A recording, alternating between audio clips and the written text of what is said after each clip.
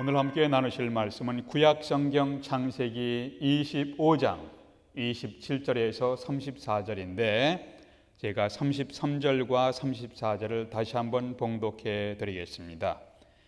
야곱이 이르되 오늘 내게 맹세하라.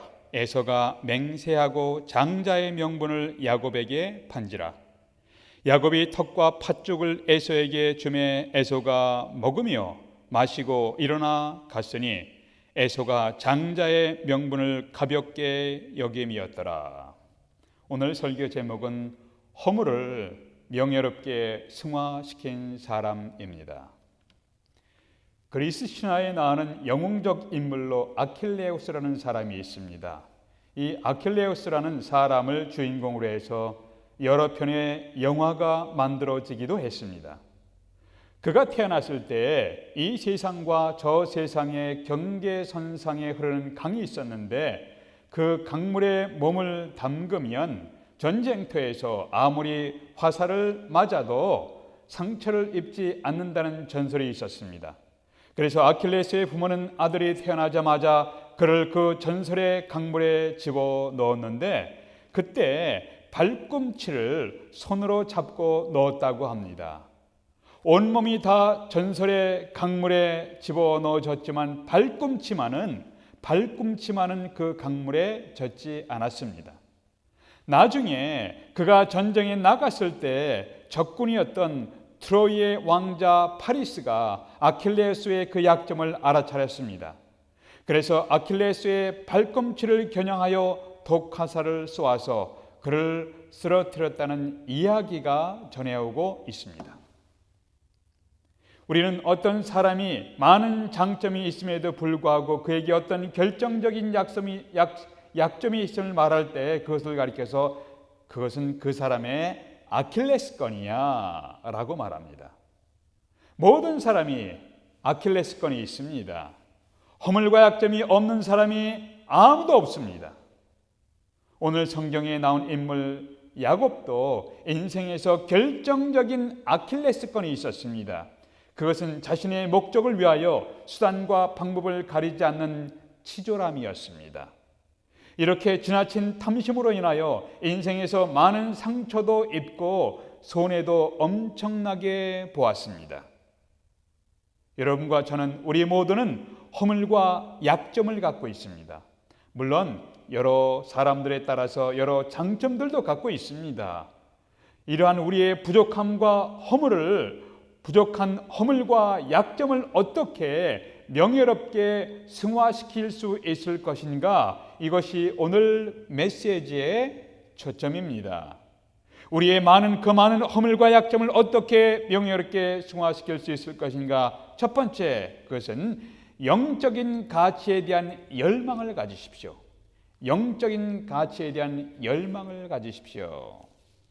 29절과 30절에 보니까 야곱이 죽을 쑤었더니 에서가 들에서 돌아와서 심히 피곤하여 야곱에게 이르되 내가 피곤하니 그 붉은 것을 내가 먹게 하라 한지라. 그러므로 에서의 별명은 에돔이더라. 에서는 사냥을 좋아하는 들사람이 되었고 야곱은 조용한 사람이며 집안에 거주하기를 좋아했습니다. 형인 에서가 밖에서 사냥하고 돌아오니까 배가 심히 고팠을 것이고 그때 동생 야곱은 집에서 붉은 죽을 쓰고 있었습니다.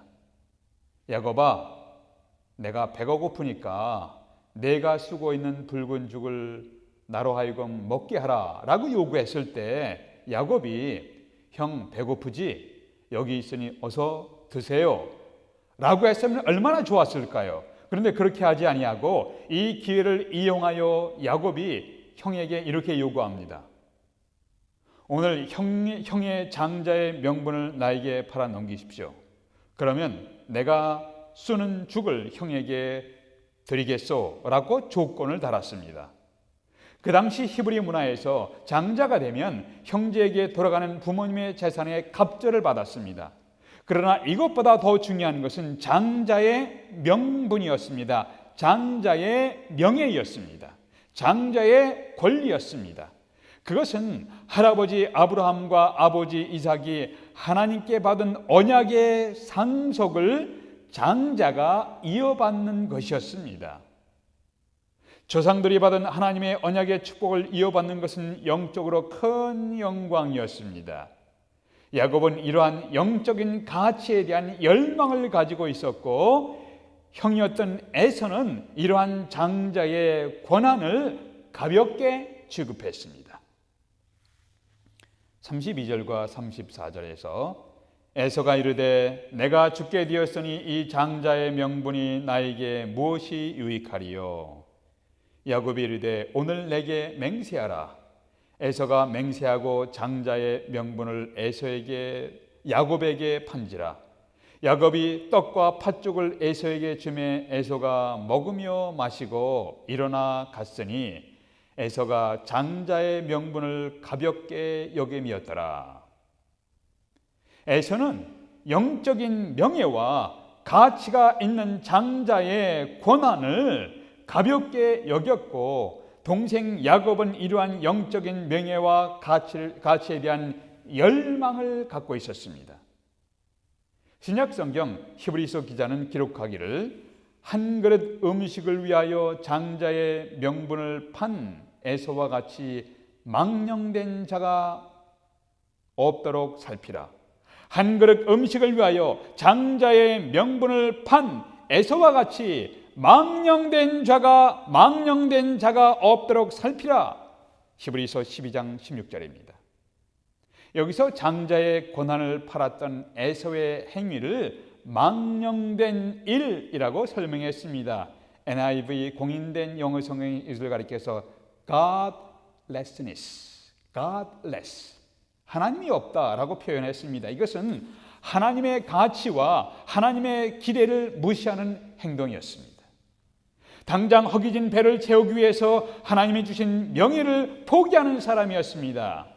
반면에 야곱은 음식을 가지고 거래하는 매우 유치한 행동이었지만 하나님의 뜻과 영적인 가치에 대한 열망을 갖고 있었습니다. 이렇게 하나님을 향한 열망을 하나님께서 높이 평가하시고 그 많은 유치하고 약삭빠른 행동에도 불구하고 야곱을 하나님이 축복하신 이유입니다. 여러분에게는 이러한 영적인 열망이 있으십니까? 하나님께서 귀하게 여기는 것을 나도 귀하게 여기는 마음이 있으십니까?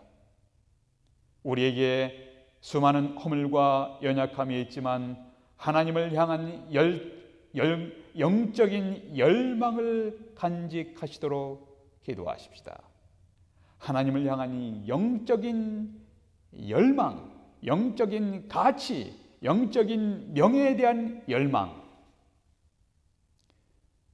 우리의 부족한 허물과 약점을 어떻게 명예롭게 승화시킬 수 있을 것인가? 첫 번째, 영적인 가치에 대한 열망을 가지십시오. 두 번째는 그 열망을 끈질기게 포기하지 않고 끈질기게 추구하십시오. 26절 보세요. 후에 나온 아우는 손으로 에서의 발꿈치를 잡았으므로 그 이름을 야곱이라 하였으며, 리브가가 그들을 낳을 때 이삭이 60세였더라. 에서가 형이고 야곱이 동생인데 이들은 쌍둥이로 태어났습니다. 이들이 태어날 때 둘째로 태어난 야곱이 형 에서의 발꿈치를 붙잡고 늘어졌습니다. 그래서 야곱이란 이름의 의미는 발꿈치를 잡았다는 뜻이 있습니다. 이것은 야곱의 일생을 상징하는 운명적인 모습이라고 할 수도 있습니다. 야곱은 목표를 이루기 위해 끊임없이 무엇을 쥐어잡고 수단과 방법을 가리지 않고 목표를 향해서 돌진하는 사람이었습니다. 야곱은 시도하지 말아야 할 일들을 시도하며 도전하는 사람이었습니다. 자신이 동생으로 태어났으면 동생의 자리를 지키면 되는데 왜 형의 자리를 넘봅니까? 형 에서에게 있는 장자의 권한을 동생이 탐냈습니다. 그리고 때를 엿보다가 상대방이 약할 때 매우 치사한 방법으로 장자의 권한을 빼앗았습니다. 사냥 갔다가 온 형이 에서가 배고파 죽겠다고 하니까 그 순간을 노려서 죽 한 그릇을 주면서 장자의 권한을 가로챘습니다. 인간적으로 매우 치사하고 간교한 방법이었습니다.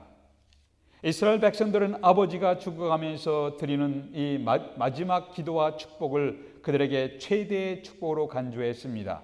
그런데 야곱은 그 축복을 받아내기 위해서 어떻게 행동했습니까?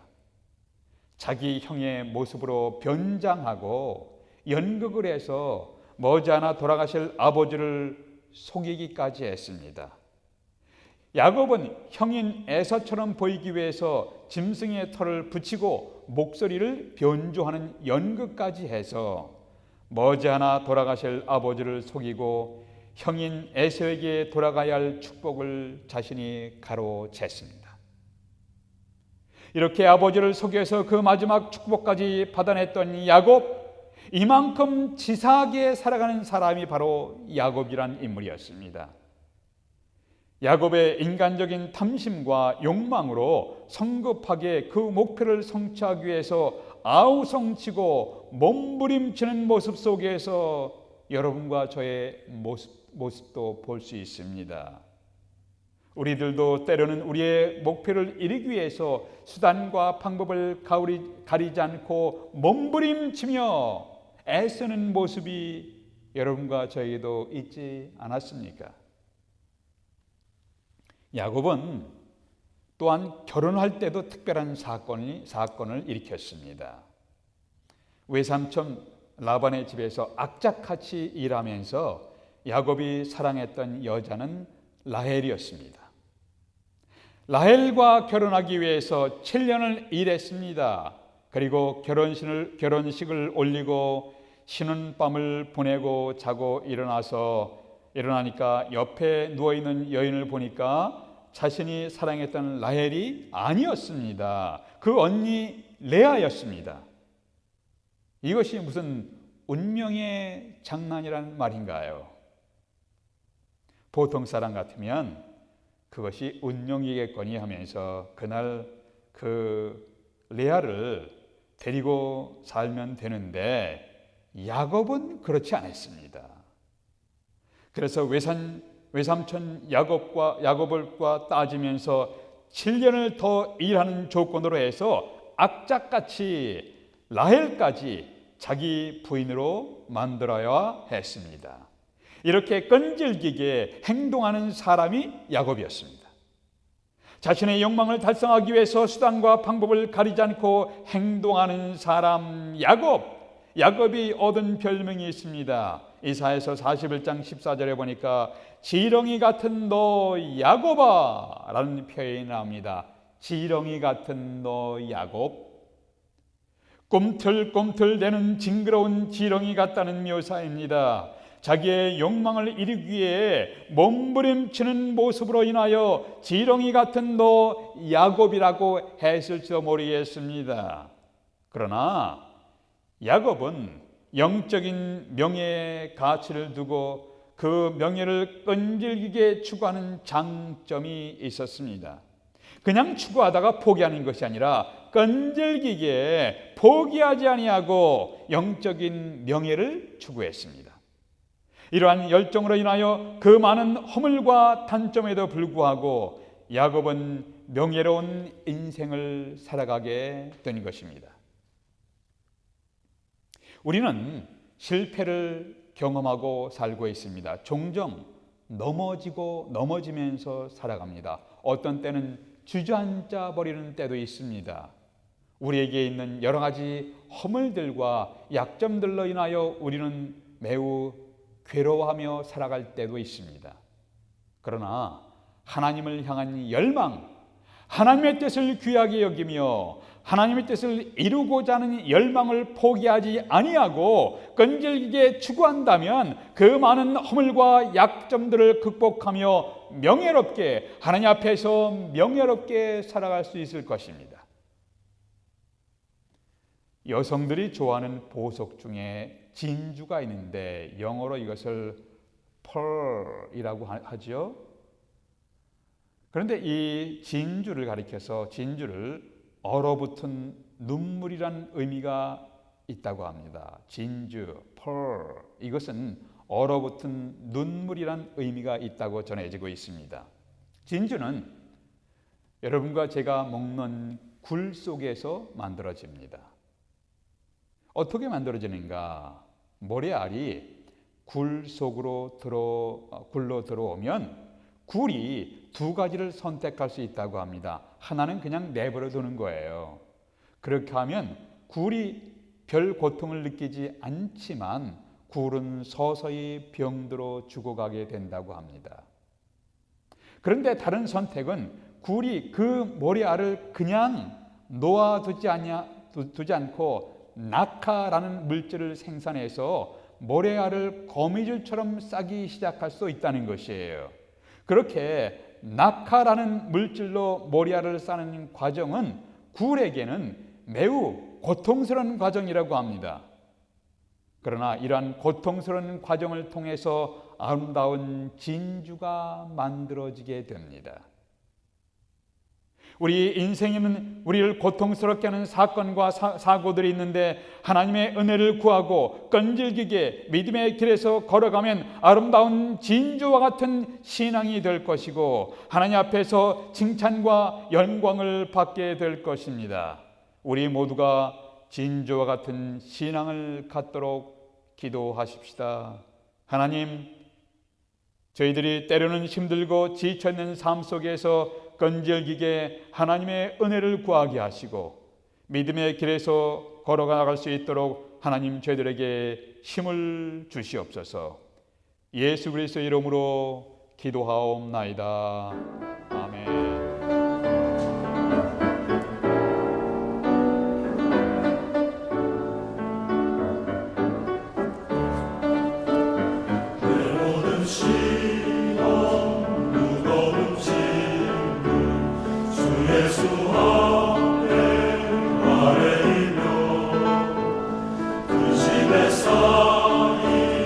날 돌아보사 내 근심 모두